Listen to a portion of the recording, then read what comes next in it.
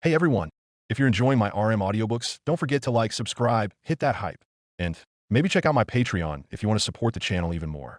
Your support means a lot and helps me keep these coming. Now, sit back and enjoy the story. Dominator Chapter 1 Intro. Dear me, it seems you have found yourself in Orario, Anon.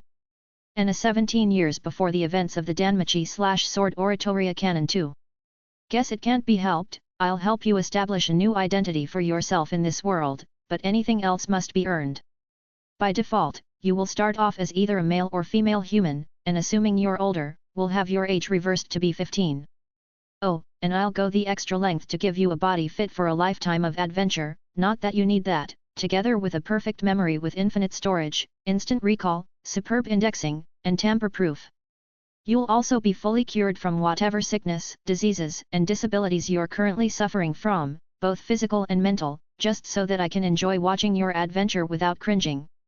And don't worry about the native spoken or written language, you'll be able to understand their common tongue and vice versa. Gender, male. Body, peak human condition, perfect memory, infinite storage, instant recall, superb indexing, tamper-proof, language comprehension. Familia. Now first, let's see which familia you're going to join and receive a fauna from. Don't worry, by fiat, you will be accepted into whatever familia you have chosen. Unfortunately, due to certain reasons, Freya familia will be barred from you for the time being. Familia, Zeus. Status. Done? Good. Now here's where you start from, no matter how strong or fast or enduring or badass you were in your previous or current life. Don't look at me like that. Apparently, this is some sort of function in the fauna system, which allows everyone to start at equal footing, i.e., Level 1, all abilities 0. Level 1. Strength, I0 endurance, I0 dexterity, I0 agility, I0 magic, I0. Skills, none. Magic, none. Personal skills. Of course, the stuff above are for normal, mediocre adventurers, those who prefer to farm monsters in the dungeon beneath Orario for magic crystals and the rare drop items to be sold for volley, the currency of this world. As I want amusement, it would be silly for me to let you be one of those boring fucks, so choose 2 personal skills to spice things up. Oh, and before you whine about the lack of crunch, take note it is up to you to figure out how these skills work, and their limits. All options in this section will unlock additional effects upon level up. Personal skills. Miracle Hand allows the user to infuse miracles when creating items. Strength of effects corresponds with the user's desire. Bright Bringer allows for laying blessings on self and party members. Strength of blessings rises based on bond with party members. Gear Exalt allows users to bond with and strengthen personal equipment. Effect improves with use and user's level. Boons. Just a thing for you to know, you will be able to gain development abilities whenever you level up, though considering the requirements for you to do so, it's no wonder many are stuck at level 1. Point is, you must do something heroic. Go on an adventure and take risks that will have a high chance to end in your death or permanent maiming, all just to break your shell and become a level 2. Now, while unfortunately, you won't gain magic of your own right now, you'll be able to amend that if you pick certain boons. 3, at most. As can be seen in the intro, of course, you'll gain exceptional physical fitness for a human being, as well as a familiarity with a chosen weapon in live combat. Yes, this can be your own body if you want to be a brawler or martial artist. Item-based perks will be returned/reformed by your side in a day if damaged, broken, or lost. Training, sword.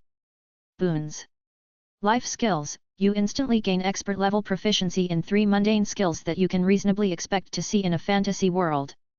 Includes housekeeping skills for free. Blacksmith, crafting, alchemy. Spirit's blessing, like the famed Krazo family from Rakia, you are blessed by the spirits. Choose another skill. May only be taken once. Destined child, like the famed heroes of old, epics will be sung of your deeds. Write something about your choices, and you may pick 3 more boons. May only be taken once. Rising star, you will always be able to improve yourself the more adventures and epic deeds you actively partake in. Will always gain a personal skill and development ability upon rank up. Living equipment, you will start off with a set of well-forged steel weapons and armor that will grow stronger as your status rises. Greater Grimoire, you will start off with a potent grimoire, which will teach you a spell that best fits you and increases your spell slot by 1. Recharges each month, though it will only benefit the same target thrice, up to 3 spells learned and 6 spell slots. *p.s. Besides all of this, I am giving you one more hacks, cause I know that the ones above will help you in conquering the world and kill the OEBD, but I want you to dominate it, and by dominate it I mean is man and gods. This one you will know after you arrive there, so enjoy. Is it wrong to try to pick up girls in a dungeon? Honestly, yes. I mean, you know what the dungeon is, right? You know, the endless labyrinth divided into multiple floors that are filled with scary man-eating/hating monsters? Yeah, that one. Now imagine getting hit on while having to deal with that kind of high-stress environment. Exactly, there's a time and a place for that kind of stuff, and that place isn't where you can get your throat ripped out at any moment. Now, is it wrong to get Iseguide into another world?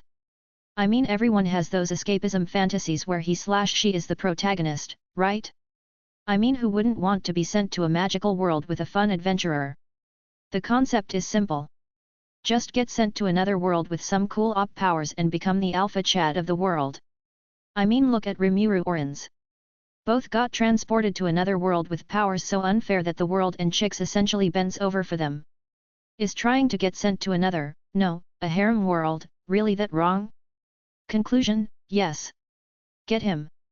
I'm about to die courtesy of these really dumb ideas. I'm currently running faster than any normal human should back in my world or in this world.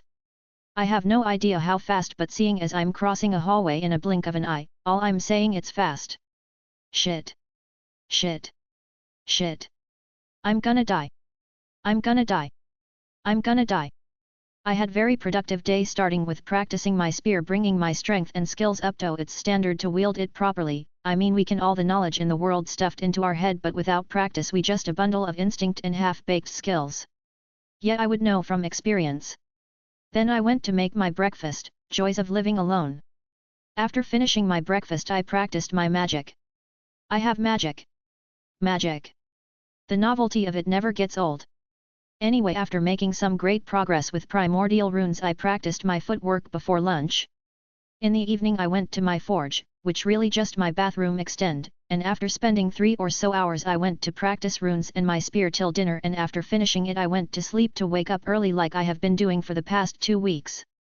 So I hope you can understand my feeling when I just woke up on the cold hard floor in a strange looking castle-like building with my new god, a ripped old git with white hair with a perverted streak of a mile, and one of my familia executives, a middle-aged looking guy with brown hair and a goatee that would give Dumbledore a run for his money.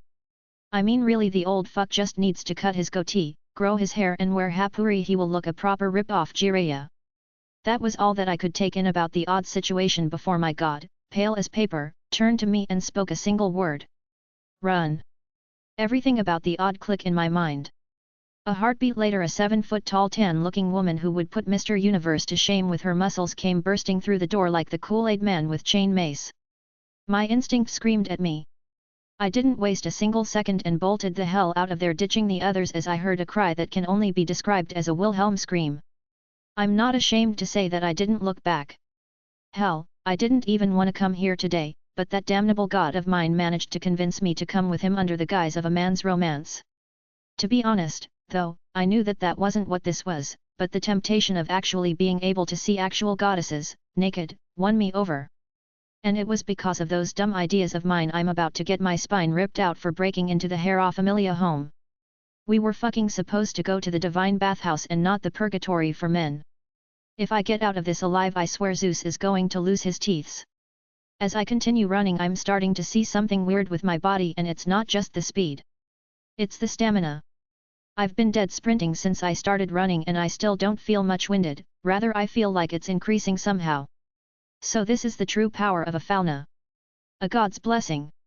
I've only had one for about a couple of weeks now, but this is the first time I've used all my physical facilities.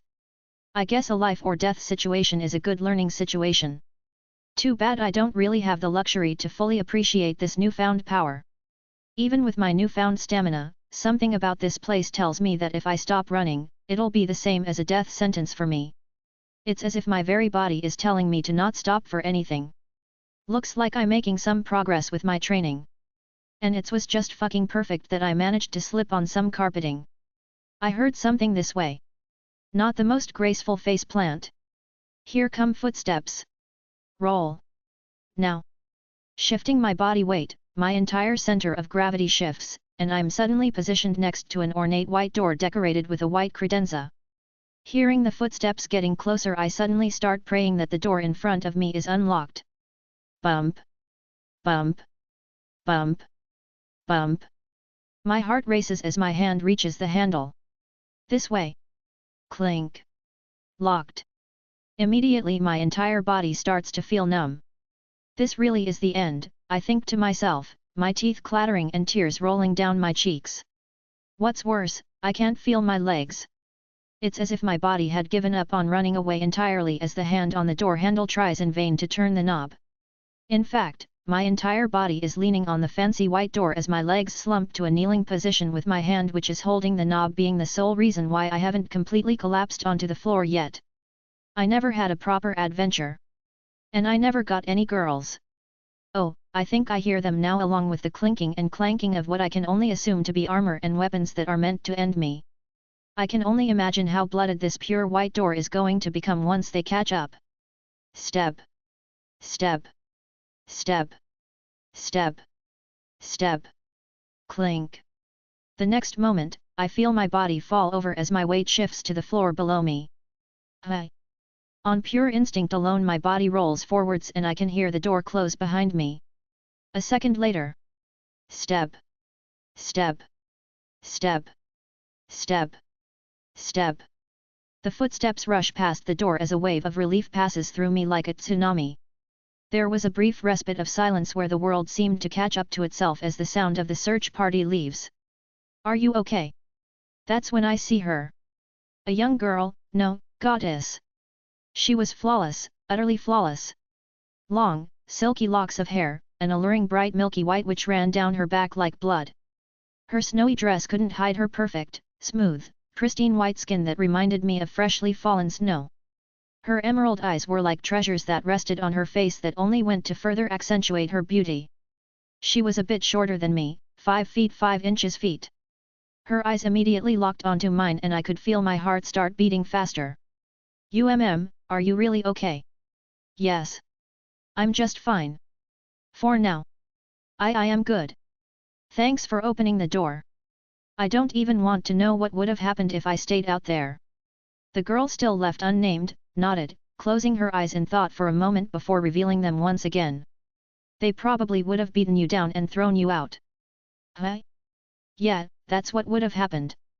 I don't think they'd do anything lethal though, no one here is like that. Especially after Thalestrese's party for becoming a level 9.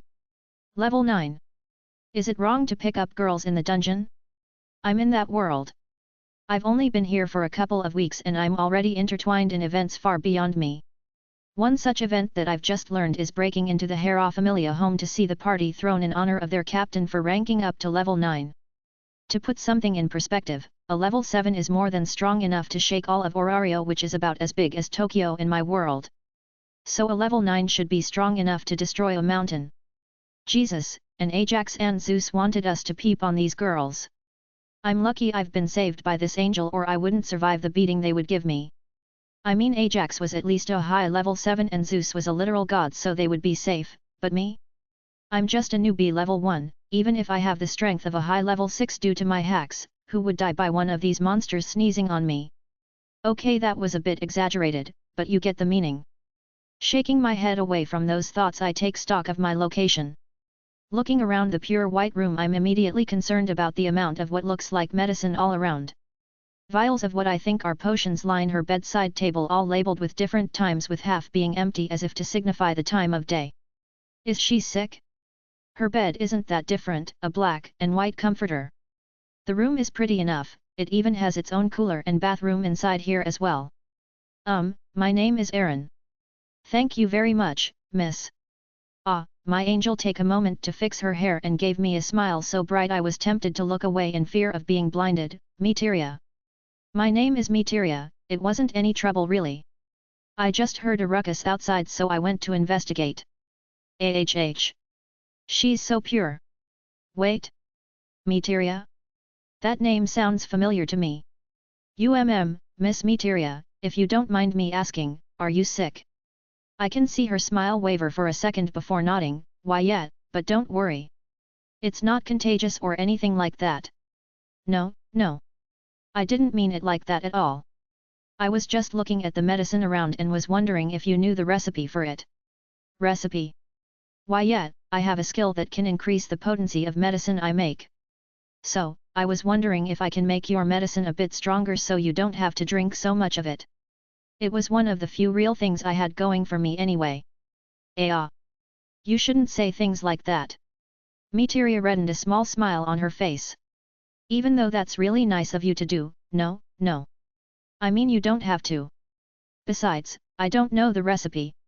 My big sister is the one who buys it for us at my Ake Familia pharmacy. Big sister, Metersha, Knock. Knock. Knock. Meteria, are you alright? Immediately both Meteria and I freeze as our eyes move to the door. Oh no. Meteria was the one who took the first action, pointing to her bed. As much as I wanted to get in her bed, this was the worst way possible. Moving as quietly as and fast as I could, I immediately hid under the bed like Solid Snake hides in his cardboard box. I drew 2 runes to make me invisible and hide my scent. Adventurer have very sharp senses after all. By the time I am done I could see Meteria opening the door. A heartbeat later, the door swung open and I could hear a new voice announce its presence. Big sister, are you alright?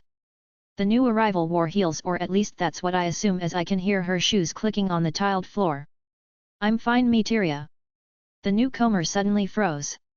Big sister Wah! The person suddenly moved faster than I could blink and was standing in front of her younger sibling. There is someone in here, stay behind me. The tone in which the words were spoken chill my spine. Then she moved slowly, taking deliberate steps toward the bed. And no, there no inside. Meteria, bless her soul, still tries to save me. Too bad my executioner, who is dead set to kill me, doesn't listen. By now she right in front of the bed, I can see her black stroppy heels. And then without any warning the bed was lifted. I am going to die. My heart stopped. I stopped breathing lest I get caught. I stayed rooted at the spot, didn't dare to look up to my Reaper's eyes. She moved her heels a bit, reaching forward, as if expecting for someone to be there. The heel missed my face by an inch. That's how close to death I was. I swear I saw a grim Reaper behind her with a look of almost aching pity on its bony face. Then a miracle happened. A honest-to-God miracle. My executioner stopped, the Reaper vanished into thin air and the bed slowly came down. Sorry to scare you, Meteria, but I can't allow any of those leecher anywhere near you. With those words my heart starts to beat. Meteria sighed before speaking, I can feel her relief from down here. It's fine, big sister, but are you okay? The concern in her voice was genuine. As I said, I am fine, I just wanted to check up on you. Those bastards from the Zeus Familia broke in and we only just managed to catch them all. Is everyone else alright? They're fine, they don't have the spine to actually do anything other than be lechers and ogle us. Penthesilea actually tossed their god in front of our goddess and made him kowtow. You should have seen it, the lecher was actually crying. Althea. You shouldn't be smiling about that. About not being able to see anything. We all take a moment to absorb that. That's my god, everyone. Press F for respect. I've been under Meteria's bed for about an hour now as Althea and Meteria talk about random topics. At least I have confirmation on who these twins are. Althea, the silence. The demon of talent. Record holder. The list goes on, but I know her from something else. The villainess of Astria Records. One of the 2 ex-adventurers of the Zeus and Hera Familia who brought Orario to its knees and killed thousands. Honestly, I have mixed feelings about her. In the story, she had a good reason for taking part in that event. She was dying and wanted to become a stepping stone for the next generation of heroes. However, this is the real world, and realistically that is kind of fucked up. I mean, what about the hundreds of other civilians that she inadvertently got murdered? In the story that can be washed away by having them all killed off-screen, making Althea seem a lot more sympathetic. However, I'm currently living in that world, so that excuse isn't gonna cut it, since I might end up as one of those off-screen deaths. However, that was in canon. This is not canon. So that means I can still avoid the whole one-eyed black dragon debacle by just telling Zeus that we'd get fucking wreck if we picked a fight with it. And the younger sister, Materia. Mother of the main protagonist. Belle Cranel. She is as cute as a bunny, so Belle is the gender-bent version of her, I can see it. Ah, it's getting late, Materia. I'll let you get some rest. Good night, Althea Oni-san. Have you been talking with our goddess? Ha, she said you'd liked being called that. Good night, Materia-chan. I can hear a small giggle escape Materia's lips as I finally hear Althea make her way to the exit. Ah, I forgot that the gods of this world are otaku. Oh, and don't worry about those lechers from the Zeus Familia coming in again. Some of the Familia are keeping watch after they saw that damnable god try to come back in. Fuck. With that, the dear ol' big sister has left the room. A minute passed and I was finally relieved of the silence when Materia spoke up. Mr. Aaron, are there? Yes, I'm here. My reply was just above, still playing cautious. My life is on the line after all. Oh. It's okay to come back out now. There was a brief pause before her reply.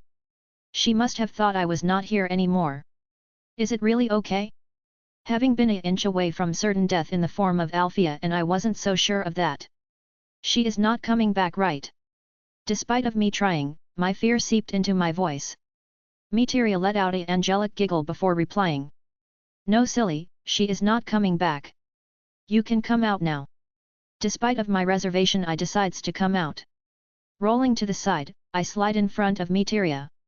Slowly get up, I stand on full height, standing few inch taller than her. We stood in an awkward silence, one that I desperately wanted to break. So that was your sister. A pitiful attempt, but that seemed to do the trick. With an exuberant smile, she nodded eagerly, yeah. She's the best, though her face dimmed a bit as she went to speak again, but, you heard her, I don't think you'll be able to leave tonight. That really was bad. I was currently in enemy territory and I can bet on Freya's divine ass that if I left the sanctuary of this room I would most likely get is an option, but I won't count on it, cause if a executive or gods forbid the captain came I'm really dead, as almost everyone in this familia are monsters and would catch me the instant I make my presence known. Yeah, that one went out of the window real quick. Mr. Aaron, if you don't mind me asking, why are you here in the first place? An inquisitive look takes over her face as she speaks in a soft voice. Her being in this room confirms what I already know, that Materia is more than likely a member of Hera Familia. If I told her that her familia chased me all the way here, what choice do I have? I decided to let every cat out of the bag. I mean, surely she's figured out I'm one of the peepers by now, even her sister told her that much, she is innocent not dumb. But even then she still hasn't called anyone and is patiently waiting for my answer.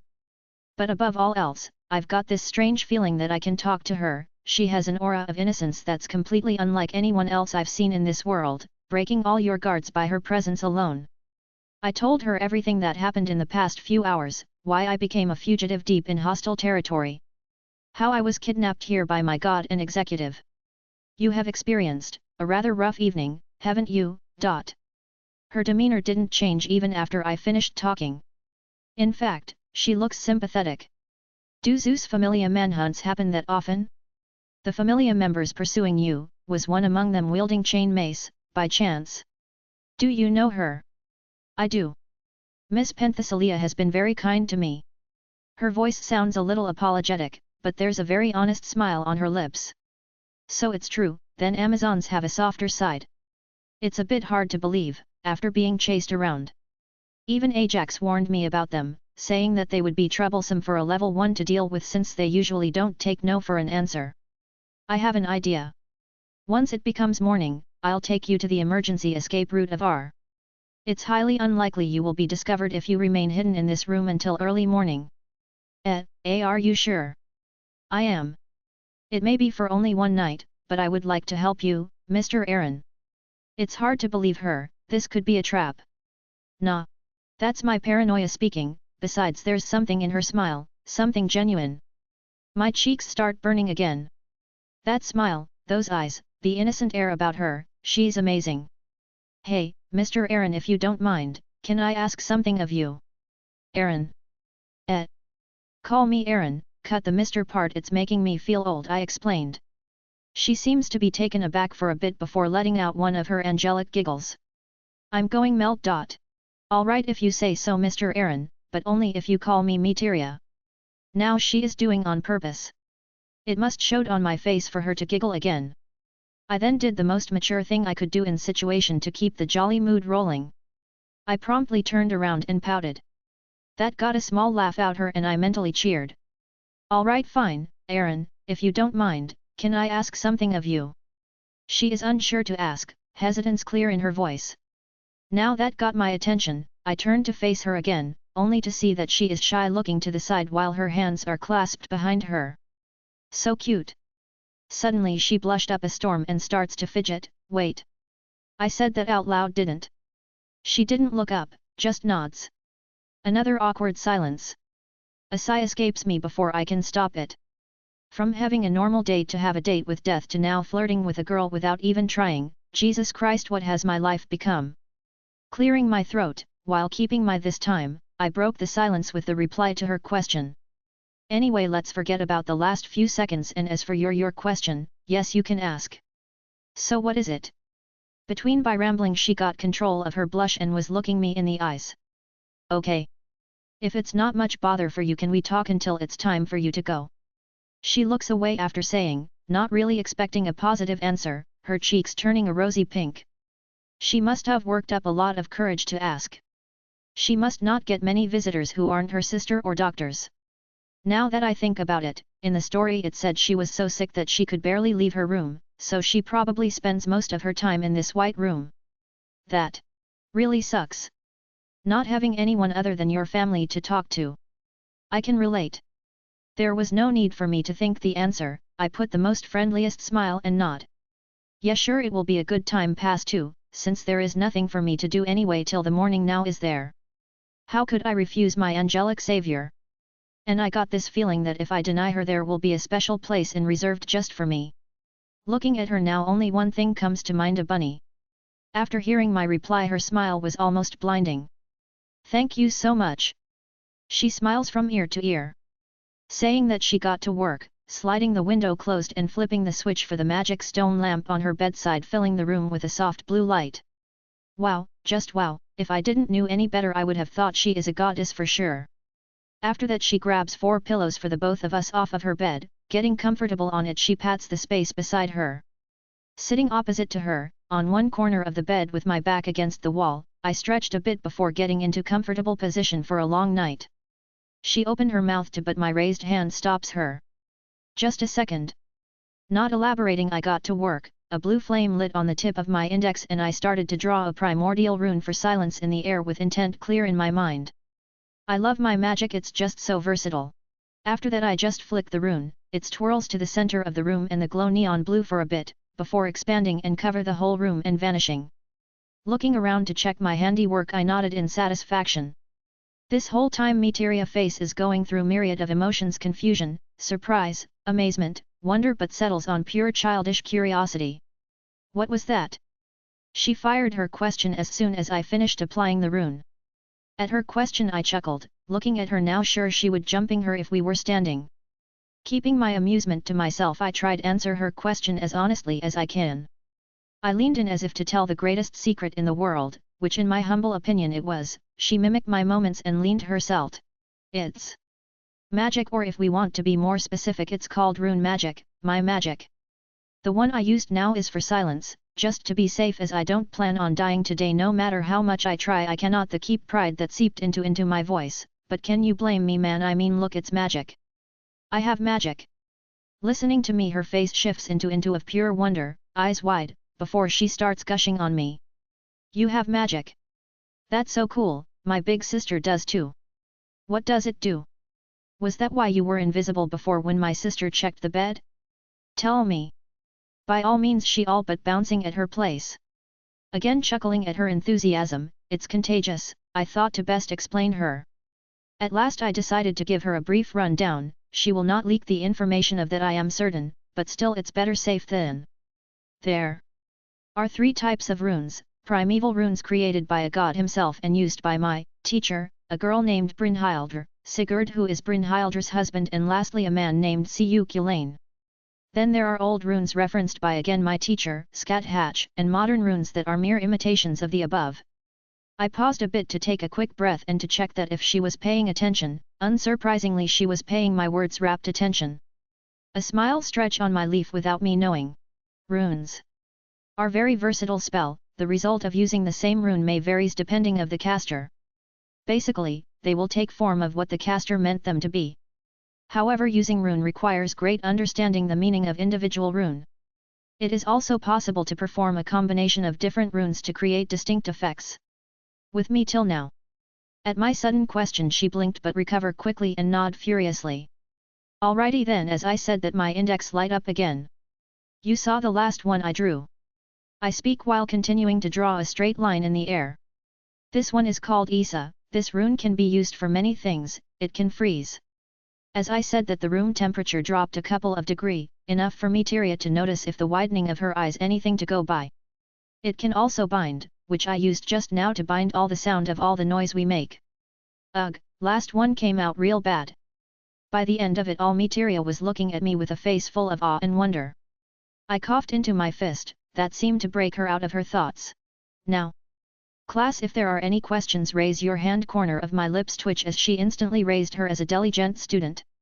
My amusement must have shown on my face as she seems to blink, then slowly looks up to her hand and back at me, a couple of times. Before quickly bringing her hand back down and blushing up a storm, look away. That was the final nail to the coffin as I started laughing at her antics. Seeing me laugh, she did the most mature thing she could do and cross her arms under her not so insubstantial chest, then pouted. At that another wave of laughter rumbled through my throat. Impossibly her pout grew even more. Mao, Mina. At her whining I raise my hand in surrender. Okay, sorry princess, I will not tease you anymore. So do you have any more question about my magic? She blushes at the princess part. Heh, too easy. Before looking up to me with suspicious eye, seeing this I just made a so-so gesture. Materia, who seemed be mollified by it, shoots her next question. Which rune did you use to turn yourself invisible? Ah! Asked that one the first time, didn't she? Again, before speaking my hands are already moving, drawing a butterfly-shaped rune. The one used to get invisible was Dagaz. Like the previous one, this can be used for many different things. It be used as a good luck charm, lessen pain, and render someone or something invisible. As the last words left my lips, the rune flew to a nearby pillow, making it invisible. She gapes for a bit at the scene, but then turned to me with a very pleading expression on her face. Please. Bring it back. It was my favorite pillow. God, there are tears in her eyes. You know, if we were in an anime, this would be a perfect scene for me to sweat drop. I feel a bit bad for making beautiful a girl nearly cry. There was a wry smile on my face as I snapped my finger and the pillow reappeared. She instantly picked it up and cradled in her chest, as if it was the most precious thing in the world. Then her eyes fell on the pillow lying in front of me. She looks between me and the pillow. Before I could even blink, she collect all the pillows and bring them behind her as if protecting them from me. Then out of nowhere she brings out a water bottle and pointed at me like a sword with a brave face, all the while still cradling her favorite fucking pillow. At this I laugh, and laugh cause she is totally serious. I can see it in her eye. She ready to protect her pillows from me with her life. Hey, what are you laughing at? Materia's indigent exclamation. I realized that I was wheezing and had fallen over my back. Sitting up, I quickly held my hands up, trying to palliate her. PFF. Sorry, but come on Materia, why are you trying to protect the pillows from me? What am I, a pillow thief? She had even had puffed her cheeks, perfectly imitating a chipmunk. Even with my great control, I was snickering. She then blinked, as if confused by my question, and then blush up a bit, before appearing sheepish while rubbing her head. Sorry. One of my familia member took all my pillow just to prank me, but they forgot where they kept it and the pillows were lost. So I got this little fear of mine. It's nothing to do with you though. So sorry if I overreacted a bit. Materia tone was nostalgic for the most part. I completely understand. While you are stuck in a single room, you treasure everything present. Even missing a single thing can make you feel down. You just connect with them, you know. I felt that way by staying in my room for 2 months. The less said about Materia the better, who spent most of her life in this room. It's I haven't felt this light and haven't laughed this hard since coming here. in fact I should be thanking you to make feel at ease and just talking to me. She really did, I didn't notice till now, but the pressure that always on me since coming here is not there anymore. I feel like I haven't felt this light in a long while. How looks like living alone and bottling is catching up to me. You are not from Orario? Then where do you come from, Aaron? Her next question zeroed on my nationality. I'm from outside of Orario, somewhere very, very far away, somewhere I don't think can return anymore or want to for that matter. A literal world away. Meteria blinks, before frowning, what I guess in confusion. You can't go back to your home? Were you a victim of a slave trading organization and later freed? Oh yes, slavers are a big deal here, aren't they? Maybe I will do something about it in the future, but that will have to wait for a while as I have my hands full with my family. Even in my thoughts I did shook my head to let her know that I didn't have the misfortune. So then, you came to Orario to follow your dream of becoming an adventurer. She then went for the next best conclusion. Yeah. That is the best to explain my situation, if ignore many detail, at the root of I came to a pre-apocalyptic to be a glorified miner, while being completely broken, because I dreamed of it. Yay me! You could say that. But it mostly just ended up that way. What do you mean? Well, I mean I ended up in Orario by accident and had no way of going home, so my god Zeus recruited me. Meteria blinks a few times confused. You can't go home. I nod. Yeah, but it's alright though. I like it here a lot more than I did back home anyways. And that is true, I was content with the way I lived back in my old world. I was in good collage, had a high-paying job ahead of a caring girlfriend, supporting parents, good friends, but even with all of this I was just that, content. I was satisfied, not happy, only had an illusion of happiness that was built on the opinion of people around me. But here I felt more alive than I felt ever before, you know the feeling of something missing after only getting it, yeah that's how felt. At least after I stopped moping and ditched those asshats. Meteria frowns at that, and to be fair, if I heard something like that I would be too. Do you have any roommates? I mean I had one in my sister before she leveled up and had to go to the main building. Ah, that makes sense. If Althea was an executive she would have to sleep in the main building further inside the Familia home. Ajax told me it was because that was where a god/goddess sleeps and the strongest fighters had to be on hand to protect them since they were the lifeline of the Familia. However, I was a level 1 and that meant my room could be anywhere from the shed out back or. I don't live with the rest of my Familia. Those who still don't get it, the asshats I was speaking earlier? Yeah, I was referring to my fellow Familia member. What? I thought everyone in that Familia was as thick as thieves. Meteria asked, bewildered. I thought so too, but apparently, that's not the case for me. Apparently, it was deemed I was at risk in the Familia home. While keeping my voice as neutral as I can. Translation, I was pathetically weak. Please note the big emphasis on was there. The weakest member before me was a level 4 and even then he had to live in a modified building in the back since a bunch of the higher leveled members were too rowdy. Fucking bullheaded idiot don't get when a person just needed space. Add in the fact that I pissed off my Captain Maxim and that's how I got to my current living situation. To be fair, he did a very shitty job in handling my situation, so I am in the right to be pissed with him. If you don't live in the Familia home, where do you live? I barely hold a sigh at that question. I think I know how Hestia felt. There is no easy way to say this, I suppose. I live in an abandoned church. Despite of me trying, I cringe while saying this, at how poor my situation sounded, Meteria lets out a small gasp. Honestly, it does sound kinda bad from an outside perspective. Especially for Meteria. I mean, Meteria is essentially a crippled person, but she still got better treatment than me. Hell, most people wouldn't even know I'm a part of the Zeus Familia since I only check in to update my fauna for the last week. I've been held up by the gate guards 5 times this week alone since they didn't believe me when I told dickheads that we are part of the same Familia. That's terrible. How could they just kick you out? It's alright really. They gave me an allowance to rent an apartment in the city, but I decided to flip them and went for the church to live in. I mean, really, did they think me that stupid? Come on, giving me money and an apartment to rent, also they could keep an eye on me. Maybe that's my paranoia speaking, but she still looked upset. But she decided not to bring it up again thankfully and change the topic. I used to live in a church. Really? The story never specified the sisters' lifestyle before joining Hera Familia. To think they lived in church is quite a bit surprising for me. Her milky white hair waved about as she ran her fingers through them.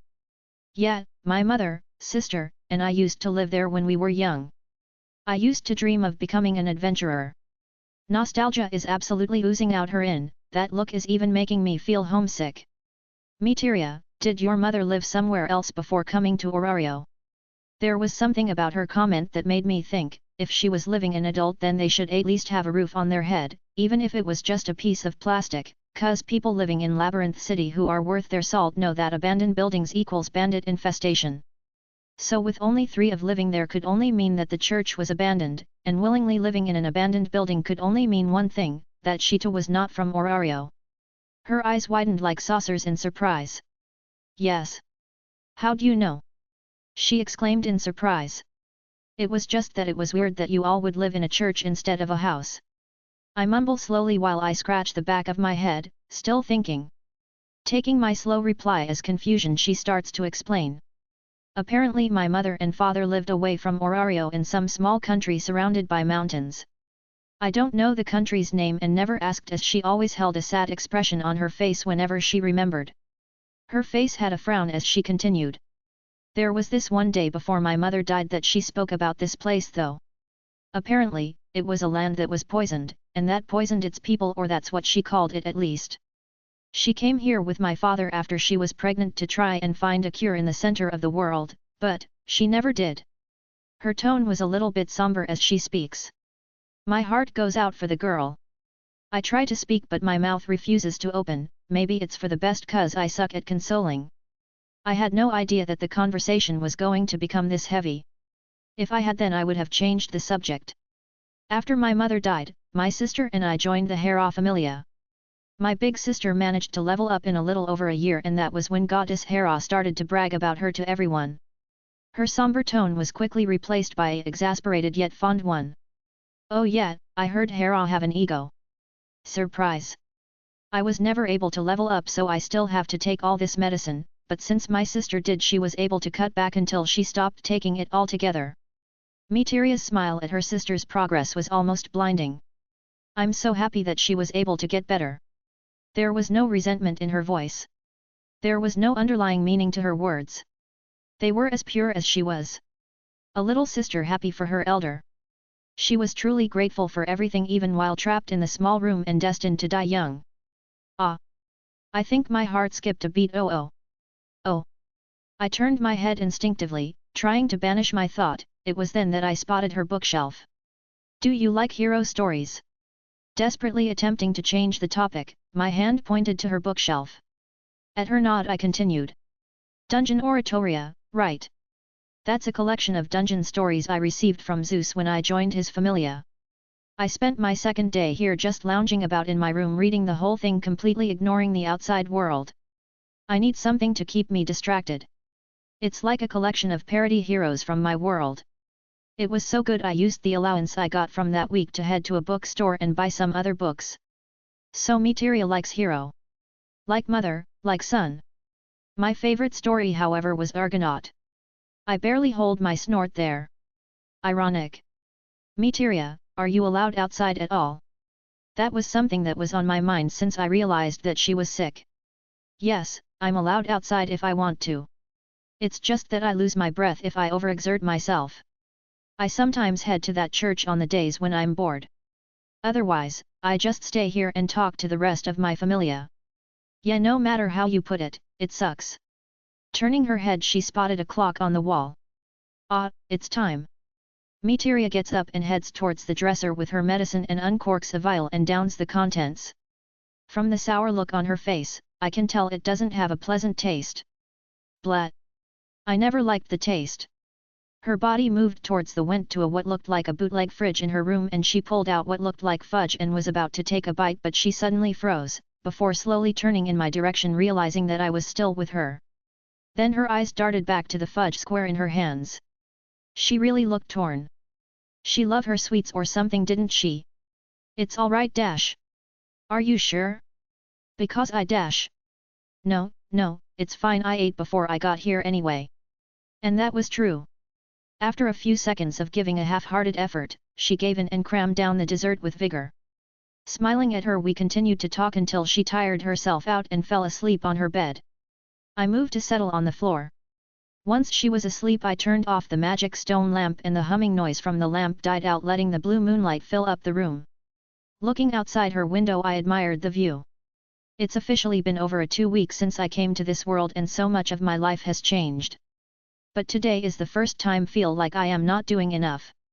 I assured myself that I was biding time, preparing before dungeon diving in earnest.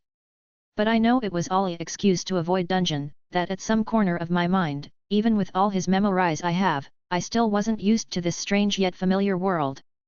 But it's time to change. I guess I should stop bitching now. But even as everything runs through my mind, one question stands out. Is it wrong to try to pick up the main character's mom? Even if it means that the future last hero might never be born.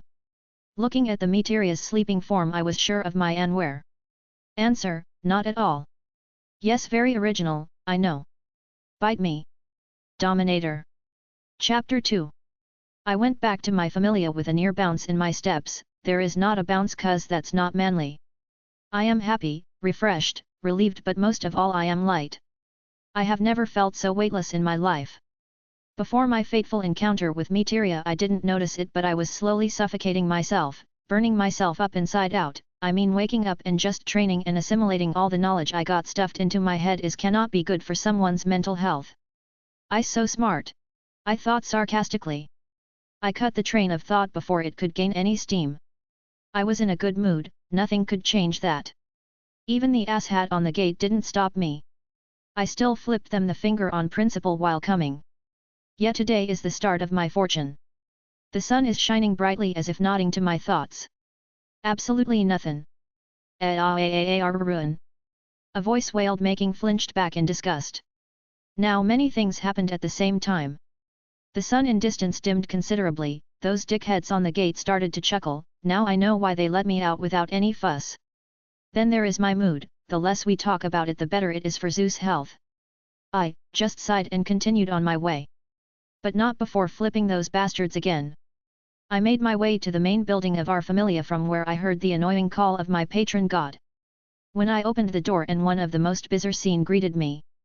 Zeus standing at the end of the hallway with one hand wiping his tears with a hand key, while his right hand was excitedly waving at me. There was a snot running down his nose, and oddly enough the scene reminded me of a mother welcoming her son, who got a pardon from certain death sentence. Well, my case is not that different, aside from the same mother tricked me to my death. The moment he saw me he started to run with another wail of Aaron, in slow motion. Like literal flower were sprouting with each step he was taking, a rainbow formed behind him, suddenly butterfly came out of nowhere. It was extremely disturbing and traumatic. I feel for Might Guy's victims. Just when Zeus came into my arm's length, my leg lashed out and firmly planted on his face. HN. Was my cool response to the wail. Suzuki would be so proud. Ehunvu Arabayev. His voice was muffled by my foot, but I gather that he was elated by my safe return. My eye is starting to twitch. Quite a bit happened after I left the Hera Familia compound. As a result, I didn't get back here until early morning. Right before the sun rose, Materia woke up as if on clockwork and once again drank her medicine, accompanied by the customary grumbling about its taste, followed by a sweet fudge. Then she led me out of her Familia compound.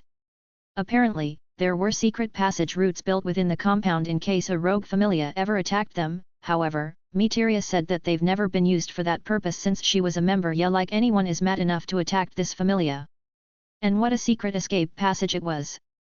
All the walls were made using exclusively adamantite, the second material with the highest resistance known to man, extracted from the deep floors, the highest purity and therefore of the best quality that can be obtained, turning the breaking of a wall into an arduous task achievable only by very few first-class adventurers. After all working with the metal and begging my god for even an ounce of it, I would know all there is to know about the metal. Jackass. Anyways.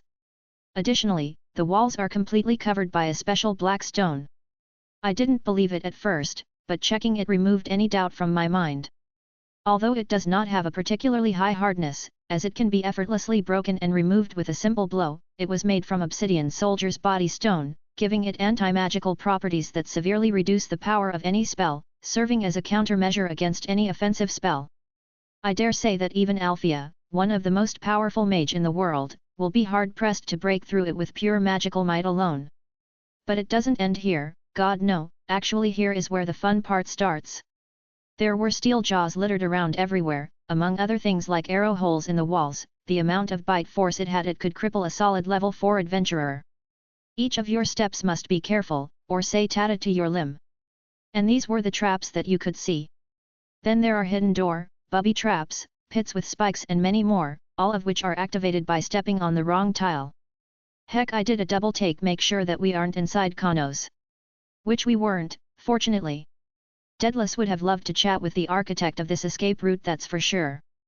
But our Materia helped cover it all unscathed like the champ she is. Now that I think about it, she probably knows the compound better than most residences given how she basically lives there full time. It was nice meeting you, Aaron. Hope we meet again soon. With those parting words, Materia and I went our separate ways. I wanted to talk to her a bit more, but I also didn't her illness acting up and causing her discomfort just because of my silly crush. Getting discovered and then my Ahmed was also a great motivator too. Tapping my hand on my pocket, I felt the empty vial of medicine Materia granted me. I was tempted to ask for a full vial but stopped myself since Materia still needs them. With a bit of luck, I should be able to figure out what exactly is in this medicine. Bam! I felt a weight on my shoulder. I craned my neck back to look up at an old god looking at me with a jubilant expression, mouth stretched in a wide smile with all his teeth showing. It would have been perfect if not for the foot stamp on his face, from my shoe. During my musing I had removed my foot from his face. My boy, you're alive. I am already regretting it. This guy. The urge to punching him is almost unbearable now. If he had even a bit worry about my safety he wouldn't have taken me to that hell on earth, for men, to begin with. Although, if it wasn't for that I would have never met Materia, so I guess he doesn't deserve to be punched. Too hard. Why didn't you mention that we were heading for one of the most dangerous places for men to go, and weren't we supposed to go to the Divine Bath House? Ah, did I really say that? He wasn't even trying to act sheepish, and what kind of an adventure doesn't have any risks? Besides, you must have met some sweet lil cutie. How else will you be still on here in the Genkai? You know that the silence need just a whisper to send to Tenkai in a first-class seat, right? Thwom. And there goes Zeus flying. That felt good. Met. Did you really have to hit me that hard, Aaron? Zeus asked, annoyed after walking back from Entertainment District, where I had landed his perverted ass. I look at him, my face completely devoid of any emotion. Yes. I impassively reply. WWWHHHYYYY. He whined like a toddler. Well, I was this close to dying yesterday. I made a space between my thumb and index. Well, at least your status must have went up. Still not apologizing. Peeling off the piece of paper from my back I look at my status, one of the only things that a god/goddess can give their children. A blessing. My eyes widen. I instantly burned with a small application of the rune. My mind reeling from what I just read. A person gets a blessing when they join a familia. In exchange, they use the power from the blessing to make money. To be frank, members of a familia provide for their god. And in exchange, they can get their fauna updated, rinse and repeat. The cycle is what I'd call symbiotic, since you can't argue with the benefits of receiving a blessing. Anyone with a blessing can get strong enough to take down even the fiercest of monsters. They also are granted slight longevity the higher they get and become immune to most mundane diseases. To put it simply, we're all just bootleg Captain America running around mining for magic stones. Aaron Celestin. LV1. Strength, I02 rightward arrow H112. Endurance, I13 rightward arrow H115. Dexterity, I48 rightward arrow H158. Agility, I33 rightward arrow H153. Magic, I94 rightward arrow G233. Magic resistance, C. Divinity, B. Spearman, C. Mystery, G. Artificer, I. Skills. Or 2 Stella. Rapid growth adventures results in strong growth. Great adventures result in stronger growth. Each level up results in a new development ability and skill. Bright Bringer. Allows for laying blessings on self and party members. Strength of blessings rises based on bond with party members. Miracle Hand. Allows user to infuse miracles when creating items. Strong desire results in strong miracle. Stronger desire results in stronger miracles. Grants development ability. Mystery Gear Exalt. Allows users to bond with and strengthen personal equipment. Effect improves with use and user's level. Empyrean Artisan grants the development ability. Artificer development ability improves with use and user's level. Grants innate understanding on items. Illuminatus Est. Magic. Rune Magic. Transmutation. Swift cast magic allows the user to control, transform, and manipulate any kind of ores, minerals, or materials in any way or shape the user desires.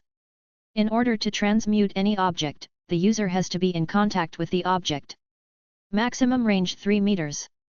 The fuck? Straight up 100 points jump. What happened? A new skill too. This is the fauna on my back, my status. There are 5 basic abilities: strength, endurance, dexterity, agility, and magic. Each ability has one of 10 ranks S, A, B, C, D, E, F, G, H, and I within each level. S is the strongest. And I is the weakest. Or so that's what most people believe, since there are some exceptions to this rule with SS and SSS stats that only a handful of people know about. The people who can take advantage of this loophole are even fewer. One such example I know of is Zerd. With his skill, he has a bunch of physical stats in the SS range. Apparently, in order for something like that to occur, an outside stimulus is needed, such as a skill. Most people take nearly months to reach where I am at now, stat-wise that is. Almost a 130 point jump in each of my stats. And just what the fuck is the deal with this new skill? So you can understand why I am freaking out right now. Zeus simply shrugged. That skill is broken enough to give you 100 points, I guess.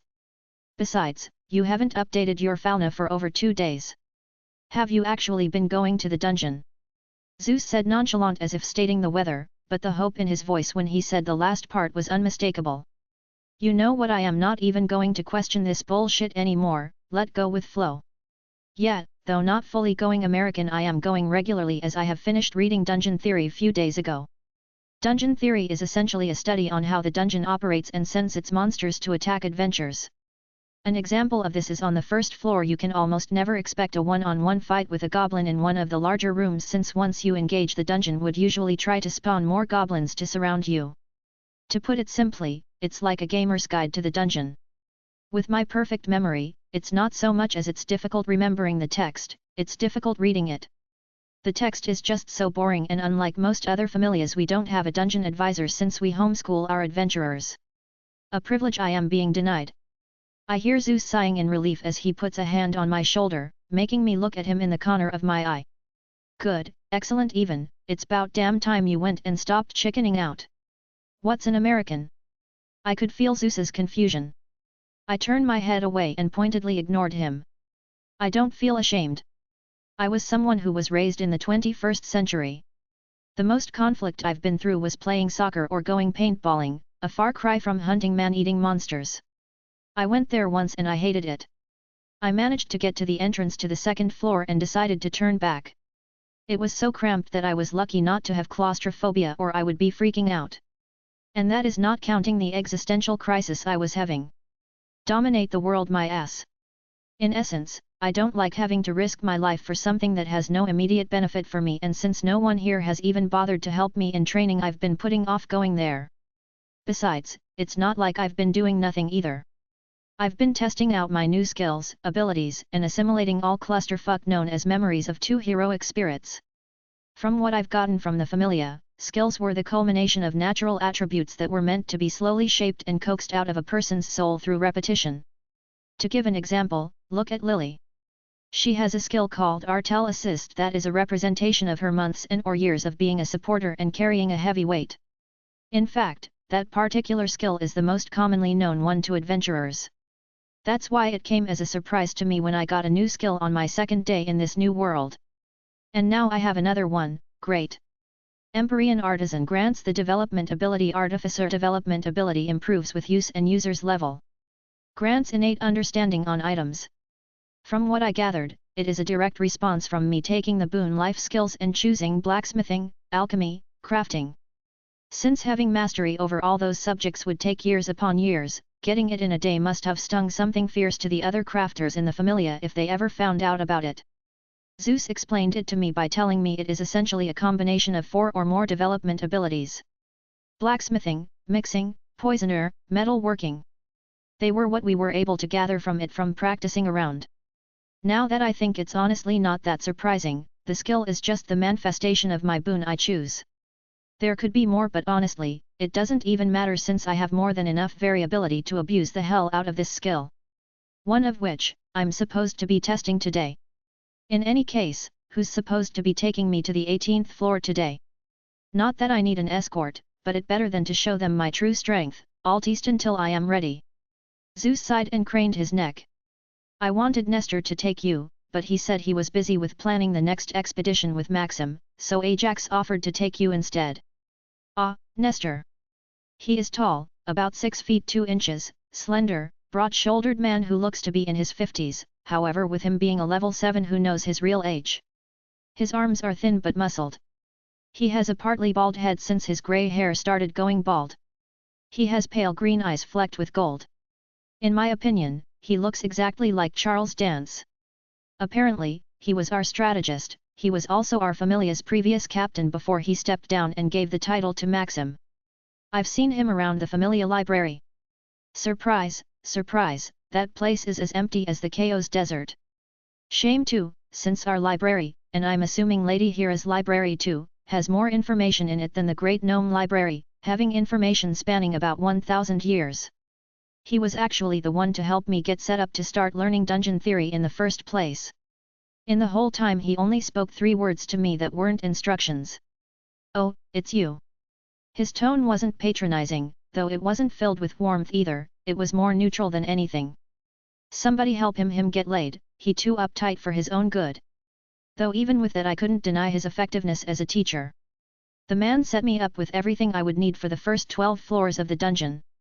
I would have preferred a certain attractive half-elf, but I'll make do, and she is probably a kid who fumbles in each step is also another reason. However, the best source of information I could use was right in front of me. Say, old man, what do you know about Alphea's dash? Before I could finish Zeus cut me off. It's happening very often. Ah.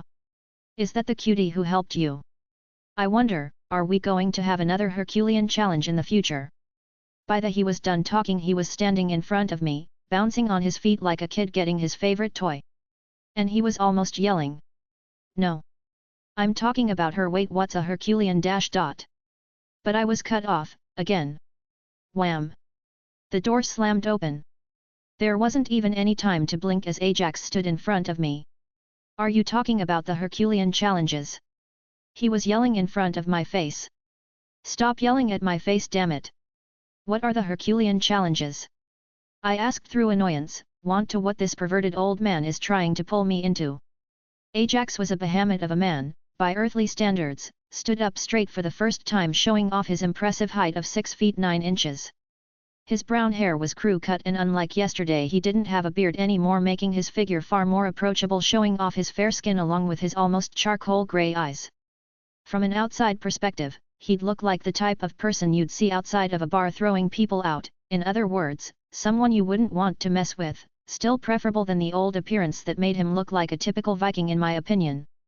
I was a bit intimidated when I first saw him. Both he and Zald towered over me in height, making me think that they would crush me to death with their bare hands. But after talking to the guy a while that feeling went away. He was more of a school delinquent than anything in terms of personality, friendly but a bit wild too. You gotta understand something, kid. The Zeus and Hera familia have been around for a long time, and with both familias being made up of only one gender, it was only a matter of time until one decides to intermingle with the other. That made sense. Even Hera isn't egotistical enough to believe her children don't have sex lives. She is still an ego patient, all the letter bold. Okay, I understand that much. So can we move on to what the Herculean challenges are? I asked again, getting curious. Looking over to Zeus, I see him give Ajax a nod. Both of having agreed in their silent conversation. Well, listen, a long time ago one of us named Alcides wanted to marry a member of the Hera called Megara. There was a huge argument about it that almost resulted in an all-out war. I get that. Adventurers almost always marry someone of the opposite gender who's either in the same familia or not in one at all. However, that's almost impossible for most of the members of our familia since there are only males and we spend most of our time with the Hera familia which is made up of only females. Which also brings up a lot of other issues. If two people from different familias marry, which group do the kids belong to? I mean for us it's pretty simple, boys for Zeus, girls for Hera. There are other reasons, too, but the important thing is that so many issues get in the way that people avoid interfamiliar relationships. Then there are the gods themselves. Not all of the gods are friends. If two of them are fighting, members of their familias are instantly enemies. However, from what I read we've been allies with Hera for hundreds of years now. I don't exactly see her declaring war on us just for sleeping with a couple of her members. Then again, the Trojan War started because of Helen. It lasted for a total of 10 years. To solve this issue the old man and Lady Hera came up with something. The Herculean challenges. Basically, in exchange for Lady Hera presiding over the marriage, she was able to issue a challenge to the suitor. What was the first challenge? Zeus shook his head. Hera wanted Alcides to change his name. Wait, what? She made him change it to Heracles. Or in other words, Glory of Hera. That a petty woman. You see now class, this is a classic example of an ego patient. Wait, is that it? If that was the extent of the challenges I'll be fine. Ajax grinned, a grin that can only be described as a mancing grin to downright disturbing. Not at all. Heracles was a man of fine tastes. Oh no.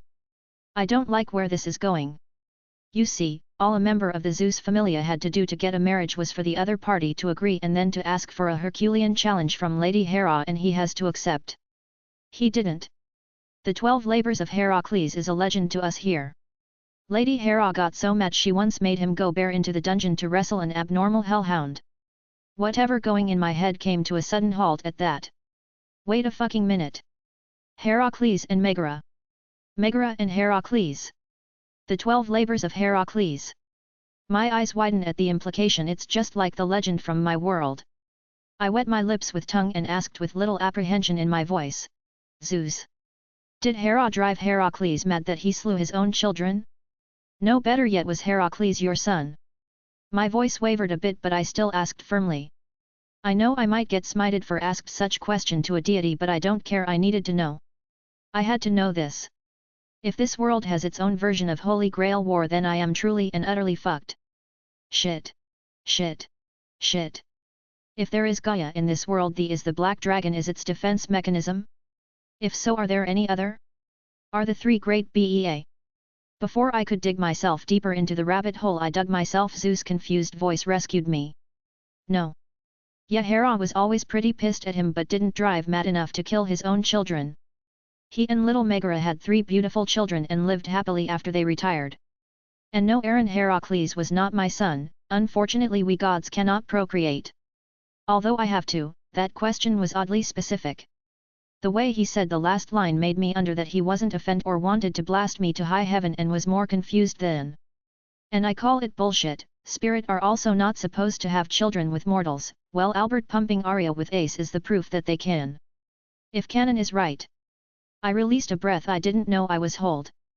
It's nothing, just out of curiosity and my mind being a mess, he. I didn't sound convincing, I knew that from the look in Ajax's eyes, but I don't give a shit. The relief was almost intoxicating.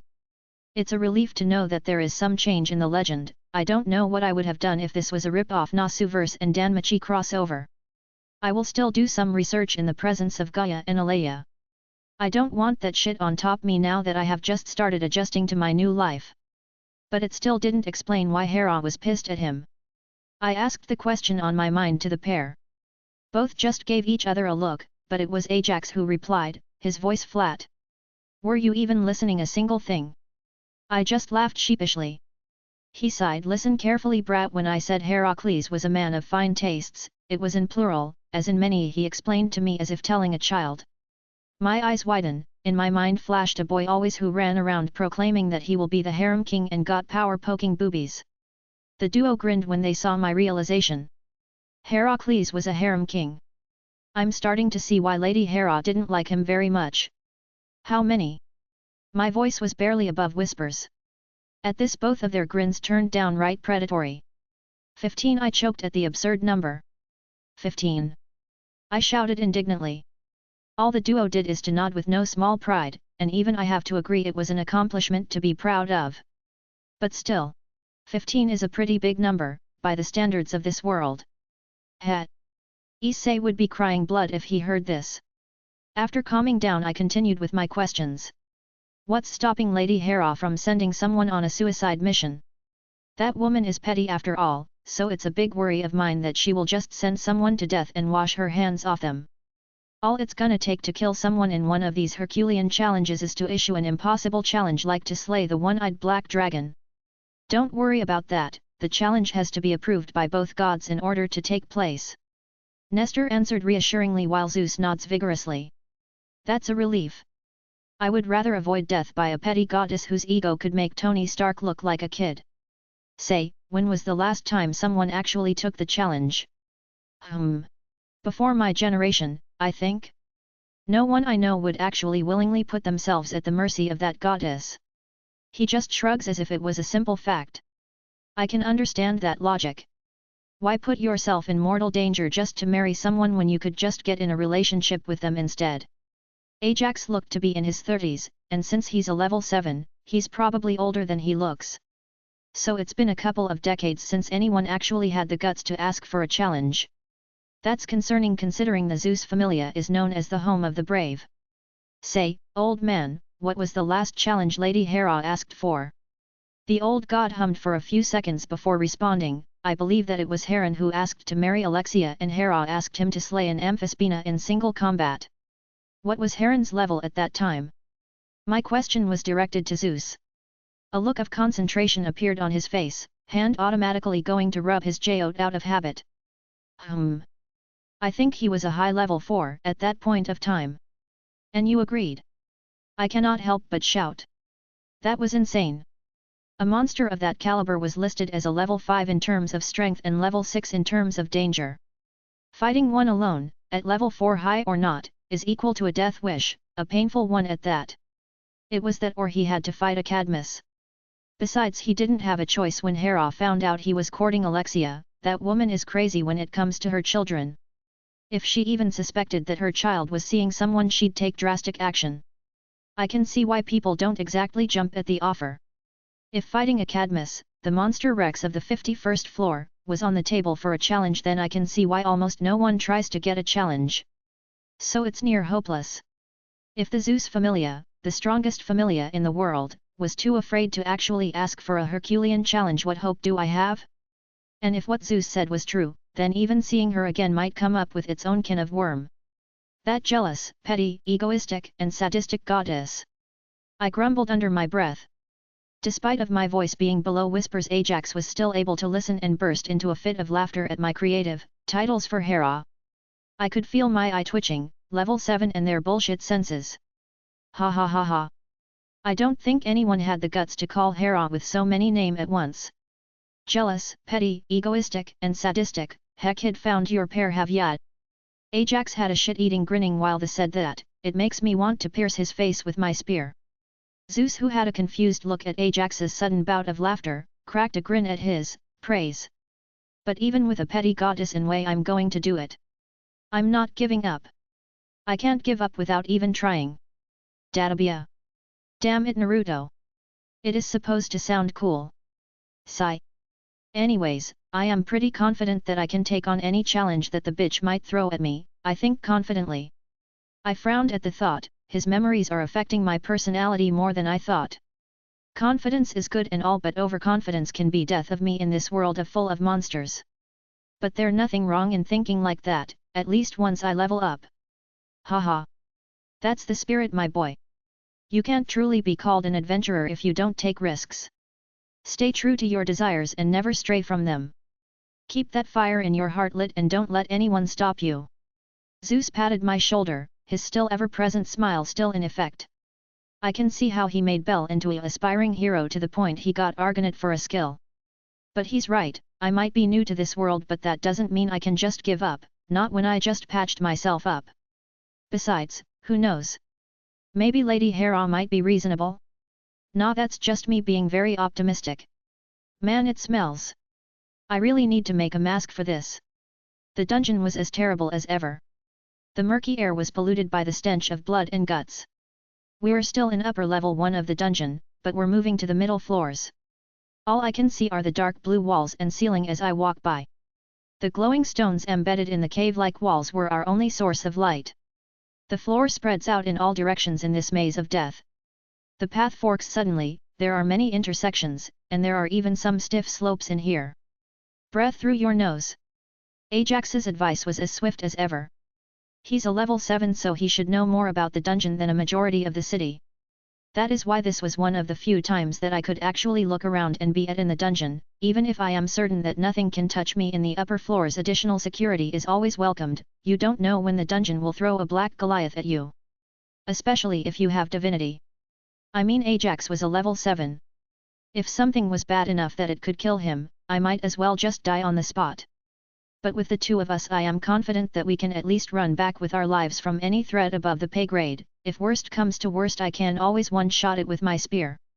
So, fingers crossed. Yeah, you fuckers thought that I was going to say no worries or some shit like huh. Like hell, I'm jinxing myself like that. Anyway, unlike most, Ajax and I both memorized the layout to these floors, so our descent was very smooth and fast. My current equipment outfit is a deep black full-body tights covered in runic protections, grey metallic pauldrons, a metal plate over his lowest abdominal section and a pair of greaves, and my spear being carried behind me wrapped in a talisman cloth to seal its were all living equipment, meaning that they would grow along with me. Also a pair of silver earring that have rune inscripted to enhance my already monstrous hearing to even higher level and passively restore my mana. Combined with my other skill gear Exalt, and I'm set to free roll till the 25th floor. I was also equipped with 2 long swords wrapped in cloth strapped to my back, but I couldn't use those until I reached the 18th. After all, they were the reason we came all the way down. Gear Exalt allows users to bond with and strengthen personal equipment. Effect improves with use and user's level. Apparently, I can summon my equipment to my person at any point in time, just like Urza from Fairy Tail. Saves a hell of a lot of time in changing. A humming noise emanates from my spear. A silvery white light starts to form from the base all the way to the tip. Even covered in cloth, the ethereal glow is easy for all to see. Imbue. I was able to imbue magic power to any part of my equipment to exponentially increase its effectiveness. If I imbued magic power to my greaves, I would both be faster and stronger, along with the durability being increased. It's similar to how Bet's Floshvert works, except they didn't have to be made of mithril in order to be imbued with magic power. I could also use it to imbue other objects, but unlike my living equipment, the objects in question would usually crack and their structural integrity would be compromised. Giagat. What? Gyoagu. One swing, that was all that it took to cleave a cobalt, dog-headed beasts, in half after a few seconds of charging. Without a drop of blood on the cloth. Neat trick, though don't expect that to work on anything below the 7th. Ajax said, his voice relaying how impressed he was. Ajax's advice was correct. While imbuing would let me be able to hit a war shadow, since magic was imbued onto the blade at some point, it would just be a novelty. In fact, I would have to fully charge it to even pierce a killer ant's hide. That is if it had been a normal spear, which it is not. But I am not only charging it with magical power, I also adding a new property to it. Anti-magic comparable to the Ski Dirg. My mystery developmental ability work to enchant a weapon or any object regardless of its shape and size if it is in direct contact with me. I have already enchanted my earring to passively heal my injuries by using my mana, that too just by wearing them. Yes, it take a large amount of focus to do it quickly, but just walking and doing your daily routine while passively enchanting also works. It's slow, very slow even, but it is not so slow that it becomes impractical, and by practice the speed of enchantment increases. Mystery, as a whole, was an incredibly potent developmental ability, one that when taken to its most illogical extremes, could make enchantments that did absolutely astounding things. The cost of every enchantment I do with mystery directly proportional to my proficiency of my D.A, like the amount of time and mana need. Could I enchant a 2-ton stone block to levitate in the air with an enchantment that drew in ambient mana from the air to power itself? Yes, I could, though at my current rank of G it would be incredibly wasteful and impractical for me to do so based on the amount of time and mana I would have to sink into willing such an enchantment into reality. The trek down is more or less as calm as can be expected from the dungeon, as monsters spawn from cracks in the dungeon only to be immediately slain before they even reach the floor. Dodge. I allowed my instincts to take over my body shifts to right as I pivot on my left foot to jump back. Gra. Another one?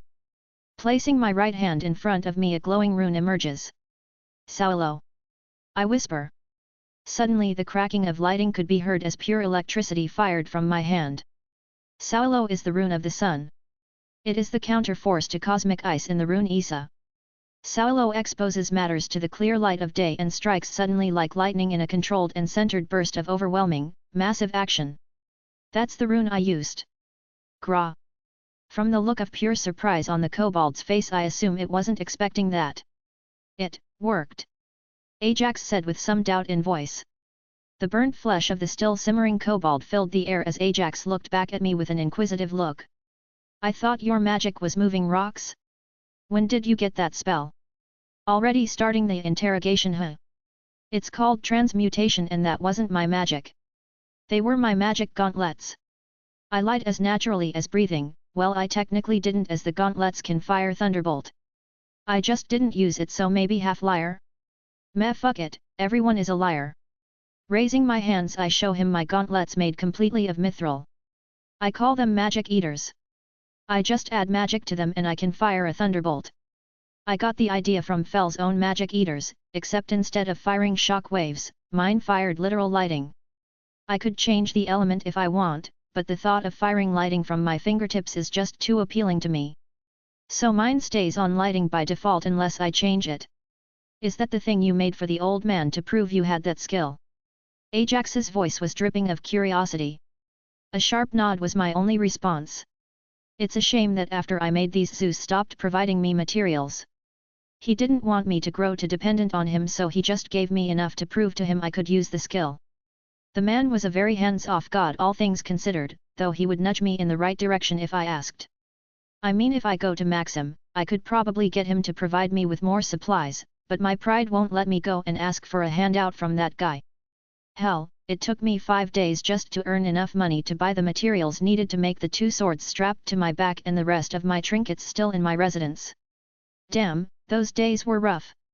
I could barely break even in terms of Valis, seeing as I had to provide everything I had by myself. If I needed a meal, I had to pay. If I needed potions, I needed to pay. If I broke my weapons or armor, wait a day, since those automatically reform after a while, but that's not the point. Look at me being nostalgic on what was happening 7 days ago. The point is, Maxim is trying to starve me out so I would fall in line and go back with the rest of the familia. What do you think, I am a dog? I'd be lying if I didn't say I deserved it. Well, at least some of it. I mean, I was a bit, just a little bit, of an asshole when I just came here, but can you really blame me? I just got thrown into a new world and that asshole was just thinking about how best to use me for the next big expedition. So I did what emotionally person in my place would do, I stopped caring and became a neat. Fuck that guy. The problem was a lot of people like Maxim. So that pissed a lot of people in the familia off. The only ones who weren't were the other executives and Zeus, who sort of knew of my circumstances. Zeus knew I was from another world, the other executives only knew I was stranded in Orario. No one knows that I read about this world from a story. I mean, why would I open that can of existentialism? That too just when I dodged my most recent one. So how much longer till we get there? I've read that the first floor of the dungeon was equivalent to a few city blocks in size, and the dungeon only got bigger in size the further you go down. It was like a spiral that opened bigger as you went further down, making it harder and harder to find the entrance to the next floor. Add in the monsters and it was nearly impossible for normal adventurers to even contemplate heading any further down that wasn't already mapped, since the manpower and time required to fully explore a new section of the dungeon was immense. With you tagging along, I'd say a few hours. Unlike most supporters, I can't exactly let you out of my sight since I don't want to see a corpse. Morbid, but true, from his perspective that is, he doesn't know that I have the body of a servant. One of the fastest among them at that. Wow. That was the only words I could breath out upon looking at the entrance of the 17th floor. Unlike the drab stone walls that had accompanied us all the way from the 13th floor, the 17th floor contained a single room about 200 meter long from the entrance to the exit. It was also another 100 meter wide and 20 meter tall. A perfect arena to fight a massive creature like a monster Rex. The walls and ceiling were covered in many layers of jagged rocks aside from the one to the left of the entrance, which was completely smooth to the point that it looked unnatural. The Great Wall of Sorrows. I breathed out my voice barely above whisper. The ones who gave it such a name were adventurers who came down here when the monster Rex was active. Behind the wall was where the first monster Rex slept as it waited to be respawned into the dungeon. When it did, the wall would crumble like an eggshell, and would unleash the giant monstrosity upon the floor, that will bringing despair to those who ventured here unprepared. The resting place for one of the king of monsters, the Goliath. The massive wall separated the high-class adventurers from the background mob characters. Pity, I would have loved to see how you would react to it. Ajax said in a very innocent tone, but I could almost hear the smirk in his voice. Stop fucking around, Ajax. That was an insane request. I don't think I am prepared for subjugating such a monster alone. A Goliath was well over 8 meters tall. I wonder what the people from Attack on Titan would feel about facing one of these things? As we left the stairway, a splendid sight appeared before me. The first thing I noticed was that it was bright. The dungeon was never pitch black thanks to tiny glowing crystals embedded in the walls to illuminate the path no matter what time of day it was, but right now it was as though we had returned to the surface while the sun was high in the sky. The next is that there are crystals everywhere. Some are barely the size of my foot, others are even larger than my head. In the very center of the floor is a massive tree that stretched all the way to the ceiling that stood even higher than the one on the 17th floor and was covered with even more crystals and is the source of light for the entire floor. The largest ones in the center are bright white in color, mimicking the sun, while the smaller ones around it are light blue like the sky. Is this really the dungeon? I said in awe. Welcome to the Under Resort, kid, count yourself lucky. Some nobles outside of Orario would hire high-class adventurers to take them here just for the view. I absent-mindedly nodded as I took in everything. The air was cleaner here than anywhere else I've been so far in the dungeon. After running through the gauntlet that was the middle floors, this place seemed like a sanctuary. I was only broken out of my trance when Ajax snapped his fingers. Eyes up front. You can't let this place fool you, kid. Even if it looks nice, the folks living here aren't. Ajax cautioned as he hurried forward. Nodding, I followed him as he was leading me to a more secluded part of the Under Resort. While this place wasn't crawling with monsters since no monster spawned here, it is still dangerous. Worst of all was the city stationed here. Rivera. Rivera is named after the female adventurer Rivera Santilini, who founded the city in the hopes that it'd prove invaluable to the adventures of Orario in exploring the dungeon. She was half right. It was invaluable, but to black dealers instead. Unlike on the surface, Rivera was about as lawless as Texas without its government. There is zero regulation in this place. It is almost like a jungle, survival of the fittest or those who adapted to the rules of this place. Man! The things being sold here. Add in the fact that most if not all the residences here are level 3 or higher and you can see how problems would arise. We're here. We were by a cliffside. It was empty enough that no one would bother us and remote enough that no one would get hurt when we tested my project out. Taking out one of the longswords from my back that were protected by a thick piece of cloth, I began to carefully unwrap it from its confines. Once free, it revealed a guardless blood-red longsword that looked to be a work of art rather than a weapon. A magic sword. Ajax let his confusion be known. To him, a magic sword wasn't anything special enough to warrant taking a level 1 to the 18th floor. And he would have right if I was a normal level 1. The weakness of a magic sword was that it would shatter as soon as it was used too many times. That was the price for a weapon that wielded the same power as magic. Normally magic swords were only useful if a high-leveled blacksmith were the forger, and even then they would pale in comparison to a true mage. This had to be the case, if not then mages themselves would become obsolete, as the convenience of using one of these blades far outweighed the necessity of training a pure mage. However, the sword that was currently in my grasp was far different than any other that had been created in long time. Getting into position at the edge, I raised the sword above my head and took a high guard stance. Magic sword hummed with magic. The air around us grew hot as the magic beneath the surface grew restless, begging to be unleashed, to devour everything in it part, to come out. So I didn't do that just yet. I clutched the sword tightly and poured my mana into the sword. My mana instantly rise from the blade in my hand like an enormous tsunami, causing all of its runes to light up, and for the river of crimson hot come to life. And then I swung it with all my might. A blaze instantly cast bright shadows over everything and everyone unfortunate enough to cross its path. Crimson hot flames rushed to their target, the entire clearing below the sylph.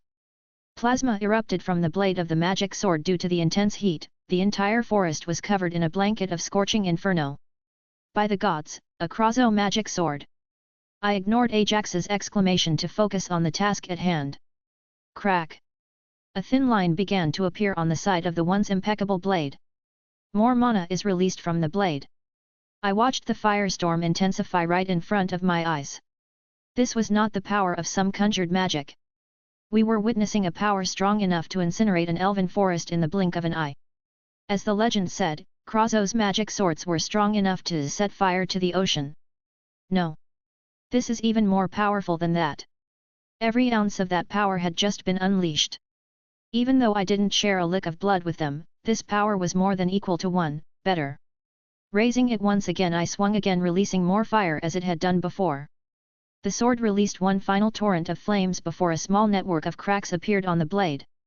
The cracks started to multiply, getting deeper and deeper until finally I watched as the flickering runes on the flat side of the blade suddenly dim, the blade shattered right in my hands. Instantly thousands of shards began falling to the ground, signifying the end of this blade's short life.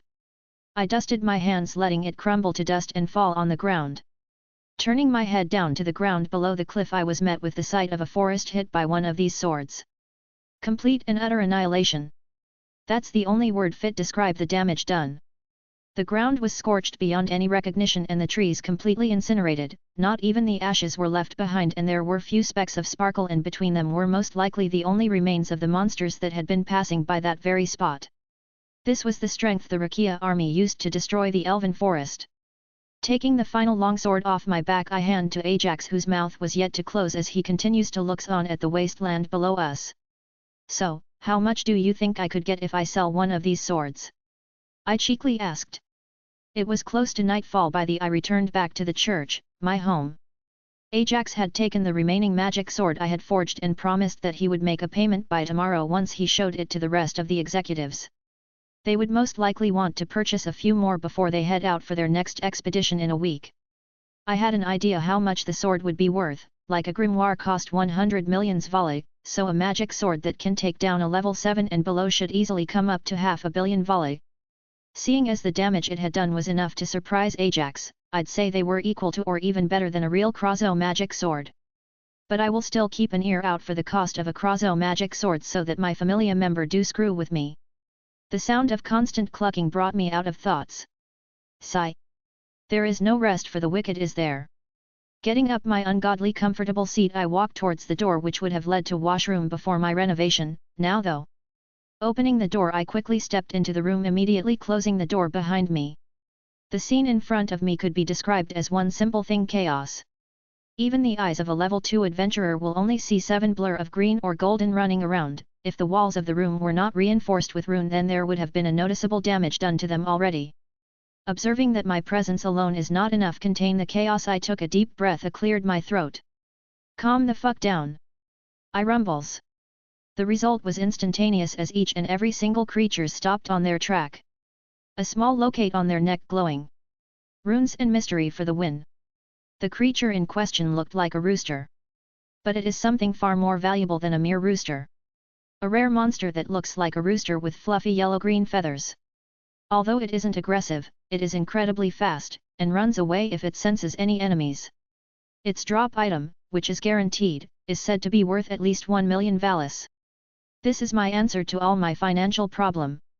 See the pile of golden egg in the corner of the room. A gar grin spread on my face. I am sure that my eyes were holding valis symbol at the moment. Making a beeline to the corner, I crouched down to count the eggs. 28. I breath out, tears pouring out my eyes like river. It worked, my totally insane plan worked. One visiting the dungeon, I came across this walking million valis ticket. It ran upon see me, but to my speed it was nothing. Just when I was about kill the thing, an unethical idea struck me and I just had to try it out. I brought the bird with me and started feeding it magic crystals. It mutated on the second day. It became bigger, almost twice the size it previously was. So I am doing this for the last week, go into the dungeon, bring back a chicken and then feed it. But a problem soon came up. Even by fourth day they weren't laying any eggs. There were 4 jackbird in the poultry. I would lie if I say that it didn't disappoint me, but I still kept them just to see if something happened in the future. I decided to stock the room with all the food, water and magic stone they would need and locked it. I only add more birds by the window after putting a monster taming collar on it. I wasn't going to open it today, I was going to wait for another day or two, but had to open the room due to the commotion. Can't say I am not happy. In fact, I am very happy. 28 million valis in 3 nearly 4 days just like that. I don't know why anyone didn't try it for themselves, but I not complain their lack of common sense. Maybe they don't have the story of the golden Gotse in this world, will be interesting to find out. Maybe they did but hit the same roadblock as me and gave up. The long-term goal I had set now finally seemed achievable. I quickly shook my thought and got to work. I cleaned the room, added more water, food and magic stone to last another 3 days, then closed the room. 28 mil I thought still in days. Putting them inside a secret locker built in the wall, I went back to what I was doing previously. I sat down and took a deep breath. Then exhaled. Putting my hand to the modified basement walls, I activated my magic and pulled out a slab of concrete like jello and shaped it to be a cube in my hands. Transmutation. I was able to shape any kind of ore or material I could find, and the only thing standing in my way was magic power. It was how I was able to craft the gauntlets that shield my hands. Something that should have taken weeks of careful and meticulous crafting done in minutes by my magic. Unfortunately, my magic didn't allow me transmutation in the traditional sense. I couldn't turn coal into gold like in Full Metal Alchemist. However, that was only because I used just my magic. Adding more magic power to my spell, and I could see the concrete cube in my hand start to glow a holy white light before dimming down and revealing a shimmering cube of solid gold. Miracle Hand. Miracle Hand allows user to infuse miracles when creating items. Strong desire results in strong miracle. Stronger desire results in stronger miracles. Grants development ability Mystery. This granted me the ability to create miracles, and combined with my magic allowed me to transmute the very elements upon my command. Provided I knew enough about it. When I used the Greater Grimoire, I wanted something similar to transmutation in Full Metal Alchemist, but instead got this. Not bad if I say so myself. I could still consider myself a weapon factory with how fast I can create things. The only thing really stopping me at the moment was the cost of using said power. Even now with this small cube, I can feel my mana go down by a fifth by change the concrete into gold. I could probably even create magic swords like the one I used earlier, only I would most likely suffer mine down as a result. It will take a bit of time, but I will get there. Pouring more of my mind into the now golden cube, I shape it into a small trophy with the Zeus Familia insignia engraved on its center as I put it on my bedside table. The only real problem I have currently is the fact that I also need drop items in order to forge anything truly worthwhile. I can't exactly go to a bank and hand the gold to them and ask for payment in Valis. At most I could go to a pawn shop and get ripped off there, but, at the end of the day, it raised too many questions. That's why I created magic swords and get a massive secure payout from my own familia, since it's the safest bet. They can't exactly scam me since Zeus would likely call them out on it. Hopefully, when tomorrow comes, Ajax would bring me good news as to the price of my magic swords. But even if he didn't, I can sleep without any worries due my mama hens. After practicing some more, I ate dinner and went sleep, hoping tomorrow will be better than today. For the first time I slept without nightmares plaguing my dreams. My eyes shoot wide open as I hear the intruder alarm ringing very loudly. Someone was in the church with me. It couldn't be Ajax, he didn't know where I lived along with everyone else in the familia. Suddenly staying independent looked like a dumb idea. Putting on my long-sleeved black shirt that donned the Zeus Familia insignia embroidered on its center, I hoped that I'd be enough to scare off any intruder. Wearing this was as good as wearing a police badge in this city, seeing as if you messed with even a supporter, your familia wasn't likely to survive for long. In the event that didn't work though, I opened the drawer to my left and pulled out a small ornate aqua-colored dagger. A magic dagger. Better be prepared if they are stronger than me. While not as strong as a magic sword, it should take out anyone below a level 5 in one hit and stall a level 7 long enough for me to escape. My familia home was only a few kilometers from here, so they should investigate the equivalent of a bomb going off in a building a few kilometers out from where they sleep. Summoning my armor, I slowly head up the newly fixed stone steps. Along the way, I keep hearing a muffled voice on the other side. Right as I reach the secret door separating the entry to my residence and the church, I steady my breath. I can do this. Dagger ready in hand, I push open the door and my eyes take a moment to readjust to the lights, only for my heart to calm itself as I'm greeted with a familiar sight. I really need to tone down my paranoia.